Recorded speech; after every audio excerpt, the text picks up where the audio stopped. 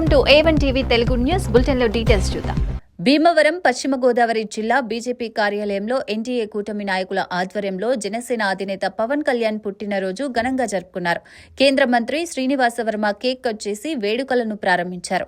ఆయన మాట్లాడుతూ పవన్ కళ్యాణ్ రాష్ట్రాన్ని కాపాడిన గొప్ప నాయకుడు, కూటమి ప్రభుత్వం ఏర్పాటులో కీలక పాత్ర పోషించారని, వైఎస్ జగన్ వెన్నులో వణుకు పుట్టించే 6 అడుగుల బుల్లెట్ అని పేర్కొన్నారు. కూటమి పాలనలో సంక్షేమ అభివృద్ధి కార్యక్రమాలు అమలుతో ప్రజలకు భవిష్యత్తుపై ఆశ కలిగిందని అన్నారు. ఒక విధ్వంసకరమైనటువంటి నాయకుడి చేతిలో పడిపోయి రాష్ట్రం సర్వనాశనం అయిపోతున్నటువంటి సందర్భంలో ఆ పార్టీని, ఆ వ్యక్తిని గద్దెదించాలనేటువంటి ఒక సంకల్పంతో ఈ రాష్ట్రంలో ఉన్నటువంటి తెలుగుదేశం, జనసేన, బీజేపీ పార్టీలని కలిపి కూటమిగా ఏర్పాటు చేయడంలో ముఖ్య పాత్ర పోషించినటువంటి వ్యక్తి. ఆవేళ ఆయన తీసుకున్నటువంటి నిర్ణయం కారణంగా ఈవేళ రాష్ట్రంలో భవిష్యత్తుపై ప్రజలకు ఆశ కలిగింది అనేటువంటి విషయం వాస్తవం.